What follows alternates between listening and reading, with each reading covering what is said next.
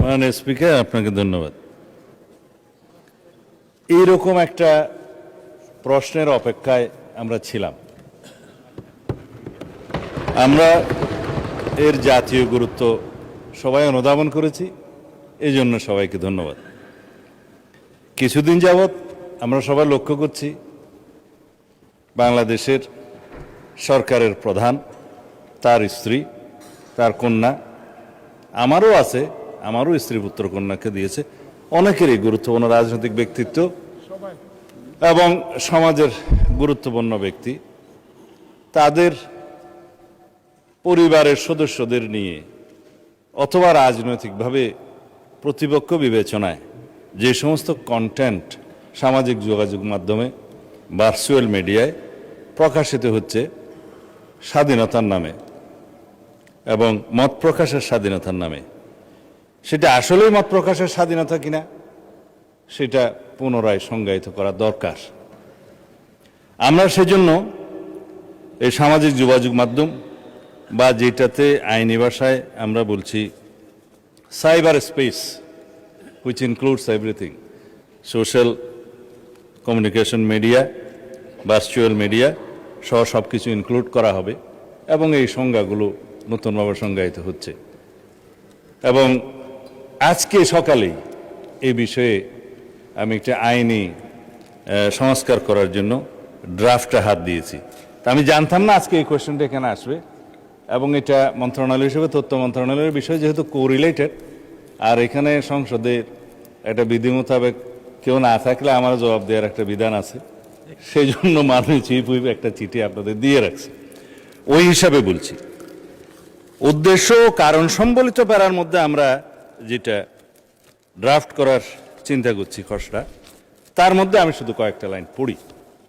Cyber স্পেসে গুজব, অপতথ্যের ক্রমবর্ধমান বিস্তার, কৃত্রিম বুদ্ধিমত্তা অর্থাৎ আর্টিফিশিয়াল ইন্টেলিজেন্স ব্যবহার করে বিভ্রান্তিকর, অপমানকর, বিরক্তিকর ও মানহানিকর কন্টেন্ট তৈরি এবং প্রচারের প্রবণতা, সামাজিক যোগাযোগ মাধ্যমে ক্ষতিকর কন্টেন্ট দ্রুত অপসারণের প্রয়োজনীয়তা এবং আন্তর্জাতিক প্রযুক্তি ফর্মসমূহের সাথে অধিকতর কার্যকর সমন্বয়ের জন্য সাইবার সুরক্ষা আইনের একটা সংশোধনী আনতে হবে। সেটা সাইবার সুরক্ষা আইন 2026 নামে আমরা অবহিত করব। এর কতিপয় বিধান সংশোধন আমরা করব। তার মধ্যে এই যে গুজব, অপতথ্য, মানহানি, এরগুলো নতুন করে সংজ্ঞায়িত করা হবে। এছাড়া সাইবার স্পেসে এর কন্টেন্টের প্রকাশ, প্রচার প্রতিরোধের জন্য একটা নতুন ধারার শাস্তির বিধান এখানে আনা হবে।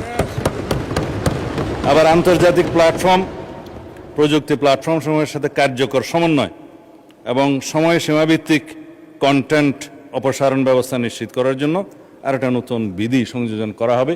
কারণ এখন আমরা রিকোয়েস্ট করি, হয়তো 6 মাস পরে সেটা অপসারণ করে নাও করতে পারে, সেজন্য এটা আনা। আর এই যে রিপোর্টকৃত কন্টেন্টের অপসারণ প্রক্রিয়া অধিকতর কার্যকর এবং জবাবদিহিতামূলক করার জন্য সেখানে বিধান আনা হবে। এবং আইন শৃঙ্খলা রক্ষাকারী বাহিনীর পাশাপাশি সরকারের নিকট থেকে ক্ষমতাপ্রাপ্ত অন্যান্য সংস্থাকেও আমরা এবং বাহিনীকেও এই সমস্ত তথ্য উপাত্ত অপসারণ, ব্লক এবং স্থানান্তর করবার জন্য আমরা ব্যবস্থা রাখব।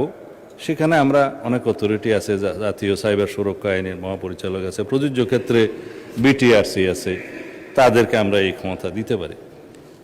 এখানে বলে রাখি মাননীয় স্পিকার, জুয়া প্রতিরোধ আইন 1867 সনের আইন, সেই ব্রিটিশ আইন দিয়ে আমরা এখনো চলছি।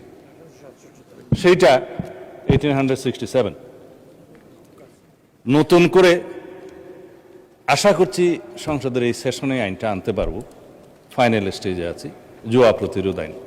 সেই জায়গায় জুয়া, অনলাইন জুয়া, অফলাইন জুয়া, বিভিন্ন প্ল্যাটফর্ম এগুলো ব্যবহার করে যে অপরাধগুলো সংগঠিত হচ্ছে, তার সাথে মাদকও জড়িত, ওয়েটিং জড়িত, এগুলো এখন আধুনিকায়ন করতে হবে।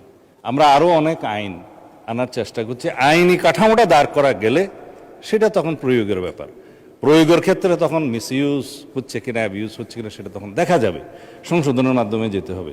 কিন্তু আমরা আইনেই আনি না মাননীয় স্পিকার, সবাই এখানে আমাকে বলছে যে মাদক প্রতিরোধ করুন। মাদকের জন্য মাদক দ্রব্য নিয়ন্ত্রণ আইনের ড্রাফটটা করে ফেলেছে, এই সেশনে হয়তো আনতে পারবো। সেখানে মাদক দ্রব্য নিয়ন্ত্রণ আইনের মধ্যে যারা মাদকের জন্য অপারেশন করতে যায়, মাদক ধরতে যায়, তাদের কোনো অস্ত্র নাই মাননীয় স্পিকার। অথচ যারা ড্রাগ ডিলার, ব্যবসায়ী, তারা তাদেরকে অত্যাধুনিক অস্ত্রসজ্জিত হয়ে আক্রমণ করে। তারা কোর্টে মামলা দায়ের করে, কিন্তু পাশাপাশি পুলিশও মামলা দায়ের করে, অন্য কোনো অথরিটিও মামলা দায়ের করে। এখন মাদকদ্রব্য নিয়ন্ত্রণ অধিদপ্তরের কাছে তেমন ল্যাবরেটরি সুবিধা নেই এবং তাদের ট্রেনিংয়ের সুবিধা নেই, তাদের অস্ত্র ব্যবহার আমরা করতে দিতে পারি না। অধিকন্তু কিছু কিছু বিষয় আছে, আমার ডগ স্কোয়াড দরকার। যদি ডগ স্কোয়াড দিয়ে মাদক নিয়ন্ত্রণ করা যায়, শনাক্ত করা যায়, সেটা হচ্ছে উত্তম। কিন্তু সেই ডগ স্কোয়াড আমরা দুই একটা বাহিনীর কাছে আছে, যেমন পুলিশেরও একটা ডগ স্কোয়াড আছে, র্যাবের আছে, তারপরে অন্যান্য জায়গার আছে, এগুলো বলবো না, ডিফেন্স ফোর্সের আছে। কিন্তু মাদকদ্রব্য নিয়ন্ত্রণ যখন রিকুইজিশন দেবে, তারা আসবে, করবে, সেই আইনি ব্যবস্থাও নাই। সেই জন্য এখানে একটা ডগ স্কোয়াডের ব্যবস্থা করতে হবে। মোটামুটি মাদকের বিরুদ্ধে আমরা যে ফাইটটা করব, সেটা আইনি সুরক্ষার মাধ্যমে, আইনি ব্যবস্থার মাধ্যমে, এবং মাদকদ্রব্য নিয়ন্ত্রণ অধিদপ্তরকে একটা স্বয়ং সম্পূর্ণ অর্গানাইজেশন করার জন্য সেই আইনি প্রস্তাবগুলো আনবো মাননীয় স্পিকার। এইভাবে আমরা সামাজিক যে অনাচার, অপকালচার শুরু হয়েছে, সেখান থেকে নিষ্কৃতি পেতে পারবো।